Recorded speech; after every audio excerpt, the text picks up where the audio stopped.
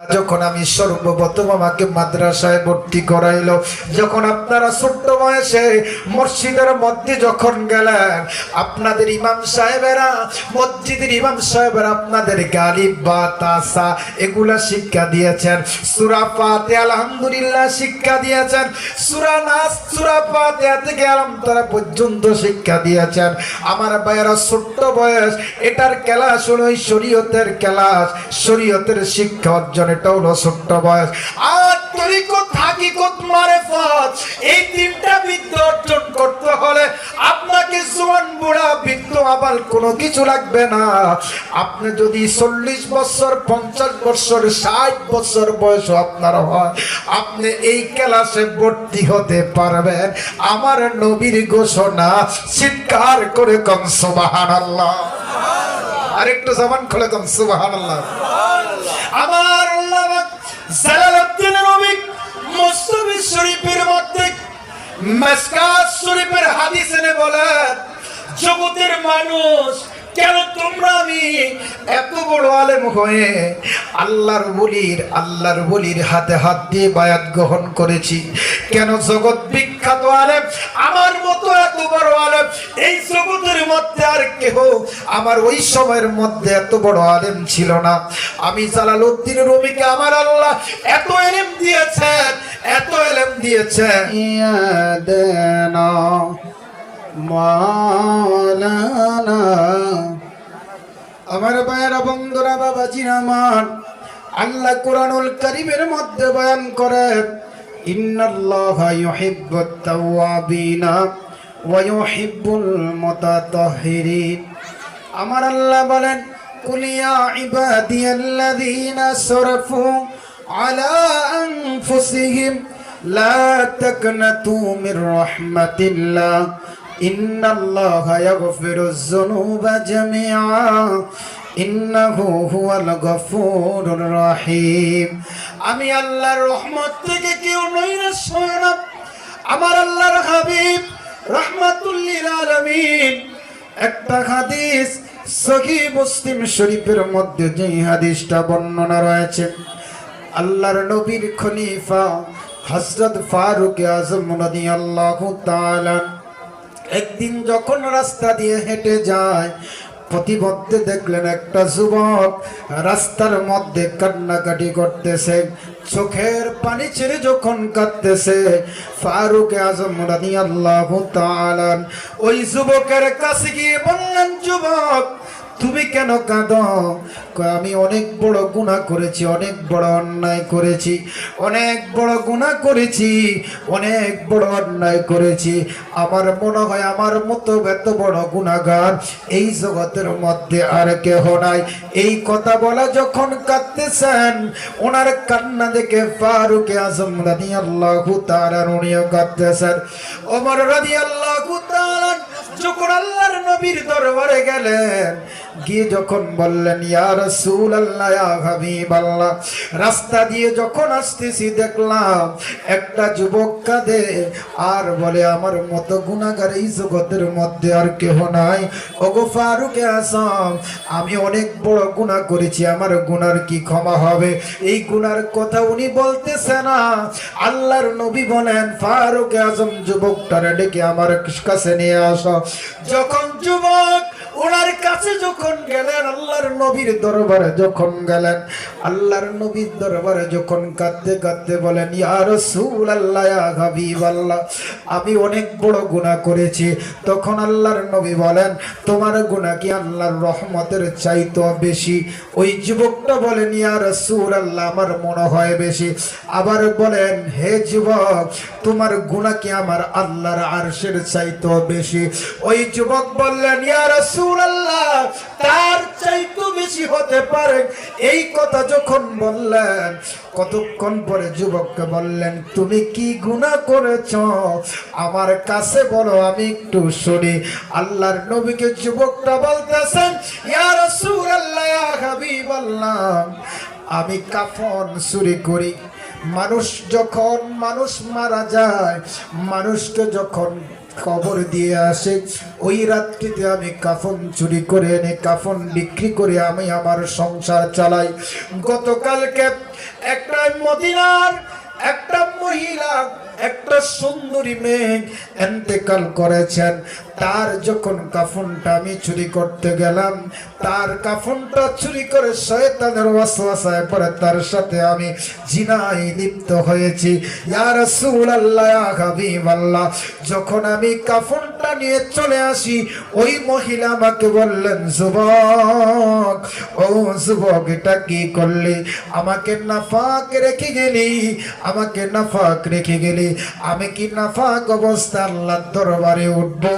হে যুবক, আমার মনে হয় আমি তো তোমাকে ক্ষমা করবে না, আমার আল্লাহ তোমাকে ক্ষমা করবে না। এই কথা যখন বললেন, আল্লাহর নবী চুপ করে রইলেন। যুবকটা আল্লাহর নবীর দরবার থেকে চলে আসলেন। পাহাড়ের মধ্যে সে যুবকটা যখন কাঁদতে কাঁদতে পাঞ্জাবি পড়ে পাহাড়ের মধ্যে চোখের পানি ছেড়ে কাঁদতে কাঁদতে আল্লাহর কুদরতি কদমে সেজদা দিয়ে যখন কাঁদতেছেন, 40 দিন পর্যন্ত যুবক কোনো খানা খায় না, আর চোখের পানি ছেড়ে আসমানের দিকে তাকায় আল্লাহরে বলেন, আল্লাহ, আমার কি কোনো ক্ষমা হবে না?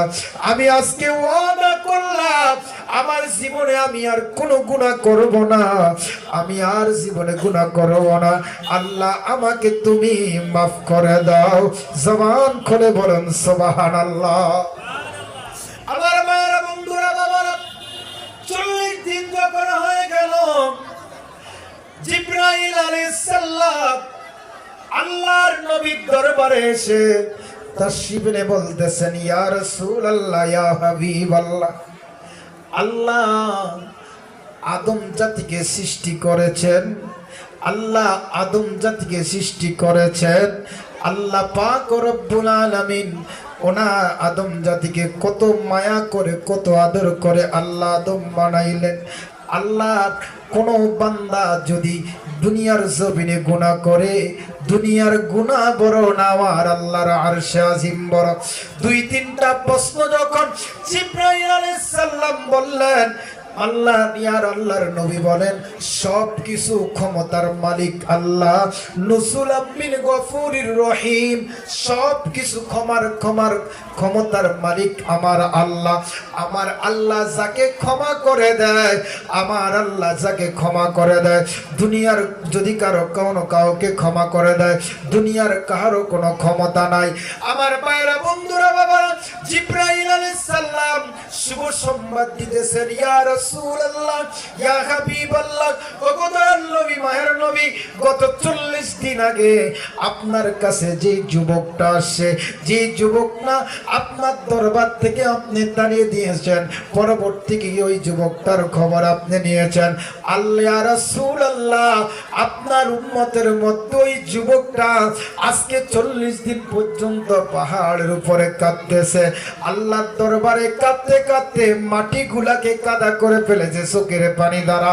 আমার আল্লাহ আপনি নবীর ওসিলায় ওই যুবকটারে আমার আল্লাহ মাফ করে দিয়েছেন। জোরে কোন সুবহানাল্লাহ।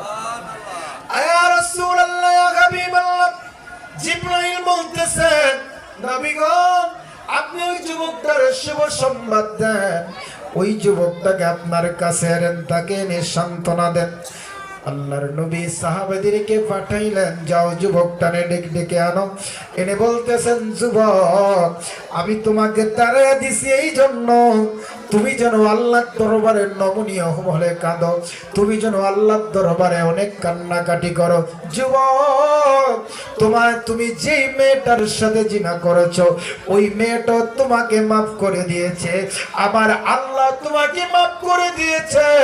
আসো, আমার হাতে হাত দিয়ে তুমি তওবা করো, আমার আল্লাহ এই তওবার উসিলা তোমার পিছনের সমস্ত গুনাহগুলা মাফ করে দিবেন। সুবহানাল্লাহ। আরেকটু জবান খুলে কন্যা সুবহানাল্লাহ। আল্লাহ মারুমি এই জন্য বলেন, জগতের মানুষ কোন নেককার বান্দা কোন হক্কানি রব্বানি আওলাদ রাসূল আল্লাহর নবীর রক্ত মোবারক যার গায়ের মধ্যে প্রবাহিত, ওই আওলাদ রাসূলের হাতে হাত দিয়ে যদি তুমি তওবা করো, আমার আল্লাহ তোমার পিছনের সমস্ত গুনাহগুলো মাফ করে দিবেন। জবান খুলে বলুন সুবহানাল্লাহ। আল্লাহ কিরকম ভাবে মাফ করবেন? যখন আমি আপনি তওবা করব, তরিকা নেওয়ার আগে, বায়াত গ্রহণ করার আগে যখন আমি আপনি তওবা করব, আস্তাগফিরুল্লাহ রাব্বি মিন কুল্লি যামবি ওয়া তুবু ইলাইহি লা হাওলা ওয়ালা কুওয়াতা ইল্লা বিল্লাহিল আলিয়্যিল আযীম। যখন আমি আপনি তওবাটা করব, এই তওবার খাতিরে আমার আল্লাহ তোমাকে ছোট্ট মাসুম বাচ্চা মায়ের গর্ভ থেকে যেদিন জন্মগ্রহণ করলে তার কোনো গুনাহ থাকে না, আমার আল্লাহ আমাকে আপনাকে এরকম বেগুনাহ মাসুম বানায়া দিবেন। জবান খুলে বলুন সুবহানাল্লাহ। আর মৃত্যুর সময় কুরআনুল কারীমের মধ্যে আমার আল্লাহ বলেন, ইন্না ইবাদি লাইসা লাকা আলাইহিম সুলতান। এই তওবার খাতিরে আমার আল্লাহ পাক রব্বুল আলামিন তোমার জিম্মাদার আমার আল্লাহ নিজে হয়ে যাবে। যেরকম সুবহানাল্লাহ। আর এই তওবার জন্য আমার আল্লাহ পাক রব্বুল আলামিন বলেন, ইন্নাল্লাযীনা ক্বালু রাব্বুনাল্লাহু সুম্মা ইসতাকামু তাতানাসসালু আলাইহিমুল মালাইকাতু আল্লা তাখাফু ওয়া লা তাহজানু ওয়া আবশিরু বিল জান্নাতিল্লাতী কুনতুম তুআদুন। যখন তোমার রূহটা আজরাইল আলাইহিস সালাম তোমার জানটা কবজ করার জন্য আসবে, আজরাইল আলাইহিস সালাম আসার আগে তোমার ঘরের মধ্যে আমার আল্লাহর রহমতের দুইজন ফেরেশতা এসে উপস্থিত হবে। এসে বলবে, ওগো আল্লাহর বান্দা, এতদিন তুমি অনেক কষ্ট করেছো, তোমাকে আমার আল্লাহ বেগুনাহ মাসুম হিসাবে কবুল করেছেন।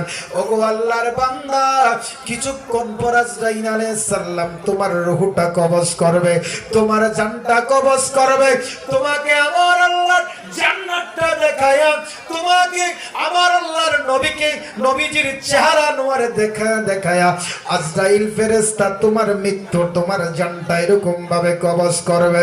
একটা শিশু যেরকম মায়ের দুধ পান করতে করতে ঘুমায়া যায়, ওই শিশুটা টের পায় না, শিশুর কোনো কষ্ট হয় না। তোমার জানটা আমার আল্লাহর ফেরেশতা আজরাইল ফেরেশতা তোমার জানটা ওরকম ভাবে কবজ করবে। জবান খুলে বলুন সুবহানাল্লাহ। আমার ভাইরা, বন্ধুরা, বাবারা, হাদিসের মধ্যে আরো এসেছে, শুধু মৃত্যুর সময় তাই না, কবর পর্যন্ত ওই দুইজন ফেরেশতা থাকবে। আর যার মৃত্যুটা হবে তার আনন্দের কোনো সীমা নাই, তার আনন্দের কোনো সীমা নাই, খুশির কোনো সীমা নাই। কারণ আল্লাহর পাগল উনি ছিল, আল্লাহর প্রেমে তার মৃত্যুটা হয়েছে। আমার দয়াল নবী বলেন, ক্বালা রাসূলুল্লাহ সাল্লাল্লাহু আলাইহি ওয়াসাল্লাম, আত-তাইবু হাবিবুল্লাহ। আমার আল্লাহর হাবিব, আমার আল্লাহর বন্ধু হিসাবে তার মৃত্যুটা আমার আল্লাহ কবুল করেছেন। জবান খুলে বলুন সুবহানাল্লাহ। আমার আল্লাহর হাবিব রাহমাতুল লিল আলামিন বলেন, হাদিস শরীফের মধ্যে এসেছে, ওই তওবাকারী শুধু মরণের সময় এই দুইজন ফেরেশতা থাকবে তাই নয়, ওই দুইজন ফেরেশতা মৃত্যুর পর কবরে রাখা পর্যন্ত থাকবে। এবং কবরের মধ্যে আমার আল্লাহ দুনিয়ার জমিনে থাকা অবস্থায় ফেরেশতারা জান্নাতের বিছানাটা আমার আল্লাহ বিছায়া দিবে। জবান খুলে বলুন সুবহানাল্লাহ। জান্নাতের বিছানাটা বিছায়া দিবেন।